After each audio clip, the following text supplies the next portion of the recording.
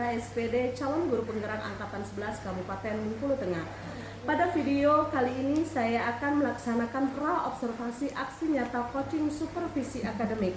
Untuk objek yang akan saya supervisi pada hari ini adalah Ibu Herti Jalawita, SP Guru Produktif Agrobisnis Perikanan Air Tawar. Baiklah, langsung saja kita menuju kegiatan pra-observasi. Assalamualaikum warahmatullahi wabarakatuh, Ibu Herti. Waalaikumsalam warahmatullahi wabarakatuh. Apa kabarnya nih? Alhamdulillah.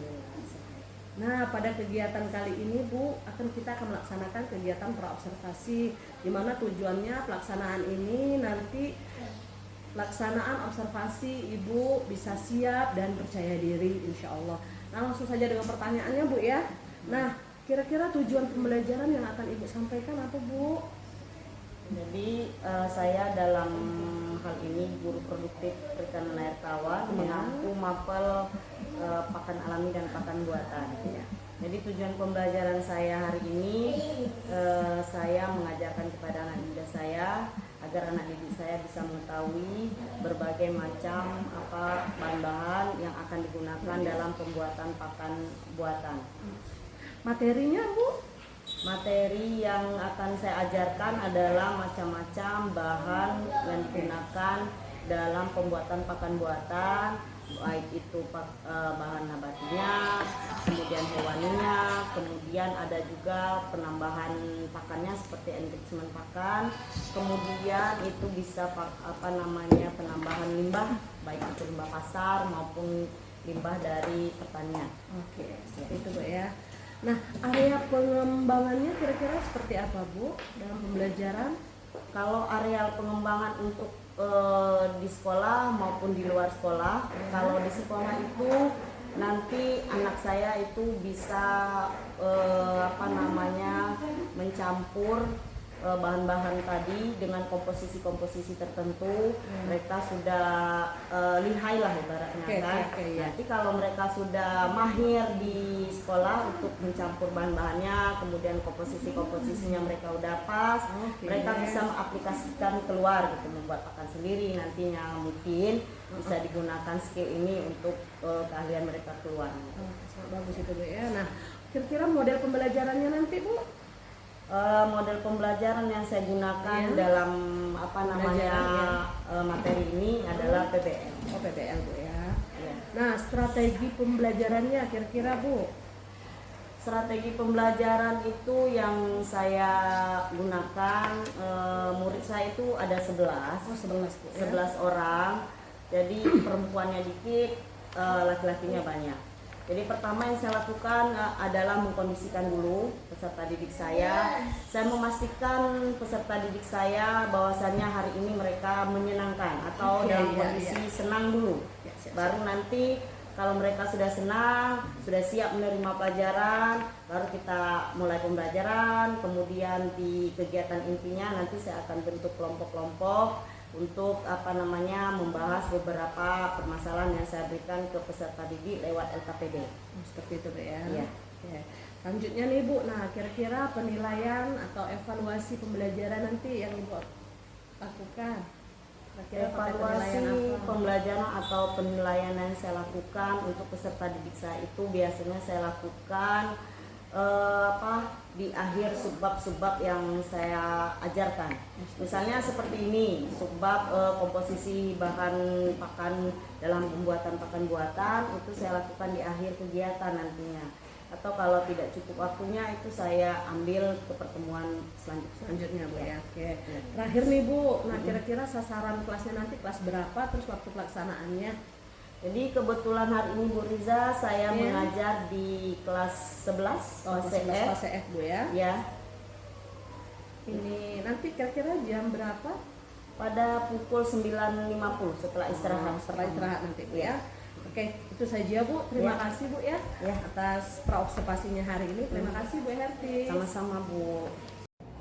Assalamualaikum warahmatullahi wabarakatuh. Waalaikumsalam warahmatullahi wabarakatuh. Apa kabar kalian hari ini? Baik. Bisa semua ya? Alhamdulillah. Alhamdulillah. Ada yang nggak masuk nih dong? Hari ini siapa yang masuk? Indah. Indah. Kenapa Indah? Baik. Izin. Jadi semuanya hanya satu Yang nggak masuk, Indah Ya. doang. Ya, nggak apa-apa. Kalau izin kita doakan mungkin urusannya biar cepat kelar ya nggak? Iya. Jadi hari ini kita belajar masalah pakan alami dan pakan buatan dalam master pakan alami dan pakan buatan.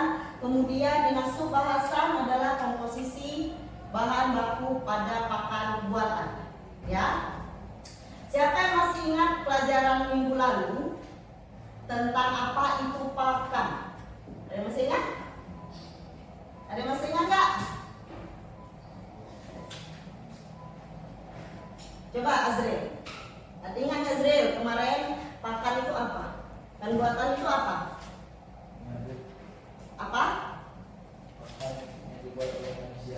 Iya, jadi pakan yang dibuat oleh manusia. Kita sendiri yang membuat pakan, kemudian kita berikan kepada ikan. Kalau kemarin kita sudah mempelajari tentang apa itu pakan buatan, kemudian bagaimana pakan itu diproses. Nah, hari ini kita mempelajari tentang komposisi bahan pada pakan buatan, ya. Jadi hari ini kita mempunyai tujuan pembelajaran. Apa sih yang harus kita tujuan kita atau goal kita untuk belajar hari ini? Yaitu mampu mengetahui jenis-jenis bahan baku. Jadi peserta didik atau kalian semua atau anak-anak ibu itu wajib mengetahui apa saja sih jenis-jenis bahan penyusun pakan buatan itu, ya. Jadi untuk itu ibu akan membentuk kelompok nantinya dalam materi ini. Nah, bahan-bahan baku itu ada nabati, ada hewani, dan ada sumber limbah. Nah, dalam hal ini kalian sudah bagikan LKPD-nya. Kalian mencari bahan baku baik nabati, hewani, dan sumber limbah industri apa nama pertanian ataupun pasar yang ada di sekeliling kalian, ya. Nah, ibu bagi beberapa kelompok 1, kelompok 2, nanti kelompok 3. Kemudian ibu berikan waktu beberapa menit untuk mendiskusikan LKPD yang sudah ibu bagikan. Setelah itu kalian mempresentasikan ke depan. Ada pertanyaan? Nggak ada. Jelas? Silakan kalian bentuk kelompok. Oke, udah selesai semua diskusinya, Nak? Sudah. Nah, siapa yang mau maju duluan? Ayo, kelompok siapa? Oh ya, dari kelompok 1, silakan maju duluan. Nah, inilah temanmu yang akan mempresentasikan hasil diskusi dari kelompoknya. Silakan, Sandi. Assalamualaikum warahmatullahi wabarakatuh. Waalaikumsalam warahmatullahi wabarakatuh. Saya akan presentasikan hasil diskusi dari kelompok kami. Dari bahan protein nabati yaitu ampas tahu dan kandungan protein 40%. Bahan hewani menggunakan tepung ikan dan kandungan protein 22,5%. Bahan limbah pasar menggunakan kepala teri. Ada yang ingin bertanya? Adakah contoh limbah nabati di sekitarmu? Ada, contohnya daun pepaya. Banyak nggak di sekitar rumahmu, Sandi? Banyak. Di sekolah banyak? Banyak. Ya. Masih ada pertanyaan nggak selain Azril? Masih ada pertanyaan? Nggak ada. Itulah presentasi dari kelompok kami. Sekian dari saya. Wassalamualaikum warahmatullahi wabarakatuh. Waalaikumsalam warahmatullahi Ayo kita wabarakatuh. beri aplaus untuk kelompok 1. Terima kasih ya kelompok 1. Selanjutnya kelompok. Terima kasih kepada anak-anak yang sudah maju ke depan dari kelompok 1, kelompok 2, dan kelompok 3. Semuanya menunjukkan hasil yang bagus ya. Jadi semuanya sudah paham itu komposisi apa saja yang ada di sekitar rumah kita maupun di sekolah maupun yang ada di pasar.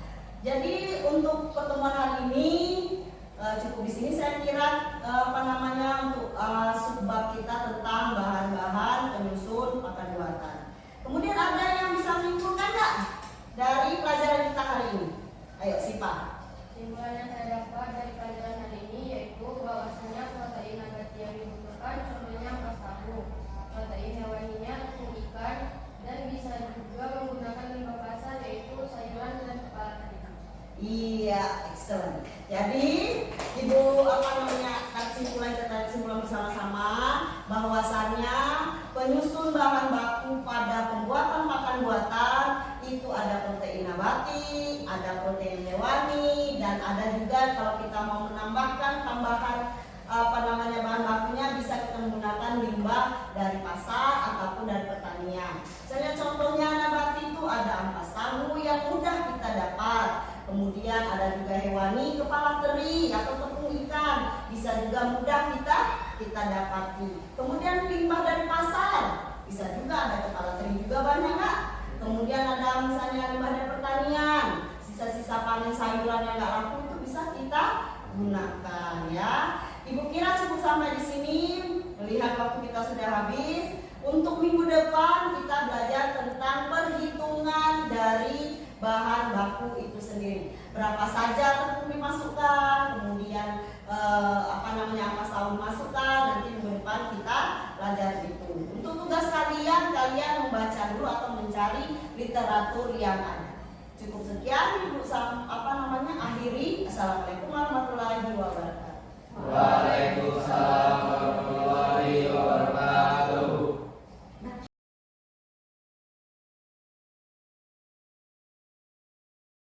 Assalamualaikum warahmatullahi wabarakatuh. Bu Herti. Waalaikumsalam warahmatullahi wabarakatuh. Bagaimana observasinya tadi Bu? Alhamdulillah. Tadi Bu saya sudah melihat observasinya nih. Langsung saja ya Bu ya. Ya. Ada sedikit pertanyaan-pertanyaan yang mau saya sampaikan. Gini Bu, bagaimana sih menurut Bu Herti pembelajaran Bu Herti hari ini? Alhamdulillah berjalan lancar, anak-anak juga antusias. Ya. Terus nih Bu, kira-kira dalam proses pembelajaran apakah sudah sesuai dengan perencanaan pembelajaran yang Ibu buat nih? Sudah, alhamdulillah sudah sesuai. Melihat dari keantusiasan anak didik saya dengan ketertarikan mereka terhadap materi yang saya sampaikan tadi ya.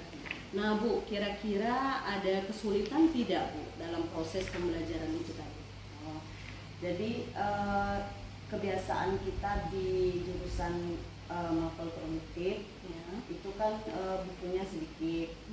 Jadi anak-anak ini harus mencari literatur sendiri di internet. Kadang-kala mereka terkendala itu malas membaca.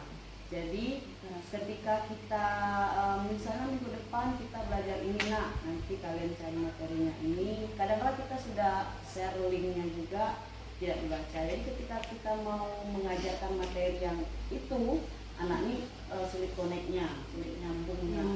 Ya, literasinya kurang kan. Seperti itu Bu ya. Ya. Nah benar sekali Bu ya, jadi literasinya memang saat ini memang PR untuk kita Bu ya. Nah terus Bu, benar ini mengkondisikan anak itu seperti apa tentang kesulitan tadi Bu? Mengkondisikannya.